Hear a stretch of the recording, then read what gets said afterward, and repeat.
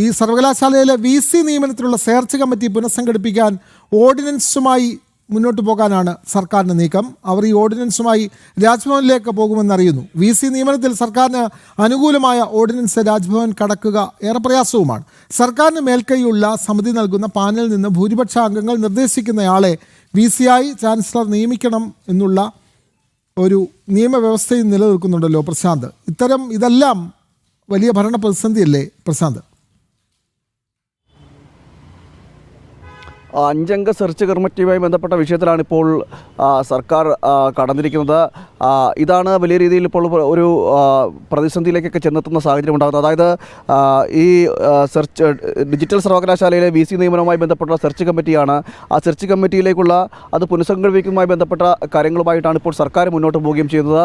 അങ്ങനെ ഈ search committee പുനഃസംഘടിപ്പിക്കുന്നതുമായി ബന്ധപ്പെട്ട കാര്യങ്ങളൊക്കെ ചെല്ലുമ്പോൾ സർക്കാർ ഇറക്കിയ ഓർഡിനൻസിൻ്റെ അടിസ്ഥാനത്തിലായിരിക്കും അതുമായി ബന്ധപ്പെട്ട് മുന്നോട്ട് പോകുന്നത്. ആ സാഹചര്യത്തിൽ അങ്ങനെ സർക്കാർ ഇറക്കിയ ഓർഡിനൻസുമായി മുന്നോട്ട് പോകുമ്പോഴത്തേക്കും ഉണ്ടാകുന്ന പ്രശ്നമെന്ന് പറയുന്നത് നേരത്തെ എപ്രകാരമാണോ സർവകലാശാലകളിൽ സംഭവിച്ചത് അതുമായി ബന്ധപ്പെട്ട ഇടത് അംഗങ്ങൾ അവിടേക്ക് എത്തുന്ന അല്ലെങ്കിൽ സർക്കാരിന് അനുകൂലമായിട്ടുള്ള ആളുകൾ അല്ലെങ്കിൽ സർക്കാരിന് ഇഷ്ടമുള്ള ആളുകളെ അവിടേക്ക് VC നിയമനവുമായി ബന്ധപ്പെട്ട് നടത്തുവാൻ കഴിയും. അത് കൂടുതൽ അഴിമതിയിലേക്ക് എത്തുകയും ചെയ്യും. അതുതന്നെയായിരുന്നു നേരത്തെയും വലിയ രീതിയിൽ വിഷയമാകുന്ന ഒരു സാഹചര്യം ഉണ്ടാകുകയും അന്നത്തെ ഗവർണർ അതിനെ എതിർക്കുന്ന സാഹചര്യമൊക്കെ ഉണ്ടായിരുന്നു. പിന്നീടാണ് ഇതുമായി ബന്ധപ്പെട്ട ഓർഡിനൻസ് ഇറക്കുന്നത്. ആ ഓർഡിനൻസിൽ ഈ സെർച്ച് കമ്മിറ്റിയിൽ ഉൾപ്പെടുന്ന അംഗങ്ങളുടെ ഒരു ഭൂരിപക്ഷ അഭിപ്രായത്തിനനുസരിച്ചായിരിക്കും VC തിരഞ്ഞെടുക്കുക എന്നടക്കമുള്ള കാര്യങ്ങൾ ഉണ്ടായിരുന്നു.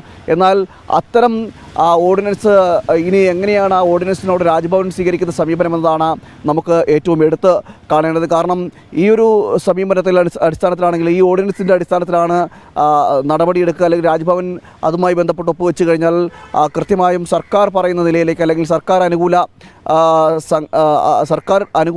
അനുകൂലമായി നിൽക്കുന്ന ആളുകളെ ഇതിലേക്ക് എത്തുന്നൊരു സാഹചര്യം ഉണ്ടാകും. VC ആയിട്ട് എത്തുന്ന സാഹചര്യം ഉണ്ടാകും. അത് സർവകലാശാലയിൽ നേരത്തെയും പല കാര്യങ്ങളിൽ പ്രശ്നങ്ങൾ സൃഷ്ടിക്കുന്ന ഒരു സാഹചര്യമൊക്കെ ഉണ്ടായിരുന്നു.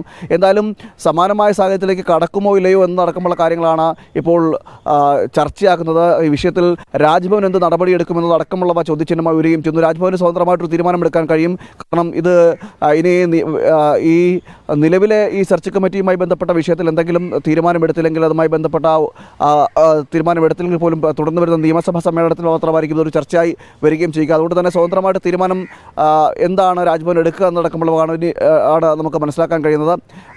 ഇനി എന്ത് തീരുമാനമെടുക്കും എന്നതാണ് അറിയാൻ കഴിയുന്നത്.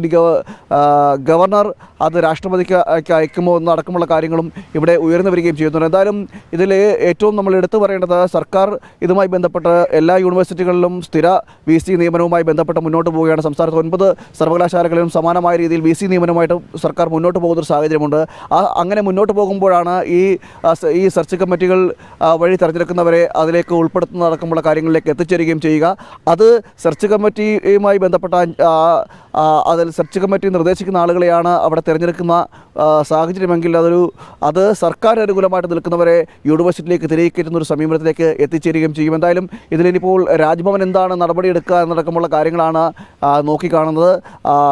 ഇതിൽ ഒപ്പുവയ്ക്കുമോ എന്നടക്കമുള്ള കാര്യങ്ങളും രാജ്ഭവൻ്റെ ഭാഗത്തുനിന്നായിരിക്കും ഇതിലൊരു അന്തിമ തീരുമാനം ഉണ്ടാകുക. വിനോദ്, തീർച്ചയായും അന്തിമ തീരുമാനം രാജ്ഭവനിൽ നിന്ന് തന്നെ ഉണ്ടാകണം. VC നിയമനവുമായി ബന്ധപ്പെട്ട സെർച്ച് കമ്മിറ്റി അതുമായി ബന്ധപ്പെട്ട ഒരു ഓർഡിനൻസ് ഇറക്കാൻ സർക്കാർ ആലോചിക്കുന്നു. അതുമായി ബന്ധപ്പെട്ട രാജ്ഭവനിൽ ചർച്ചകൾ നടക്കുമെന്നുള്ള വിവരങ്ങളാണ് പ്രശാന്ത് ശങ്കരമംഗലത്ത് നൽകുന്നത്.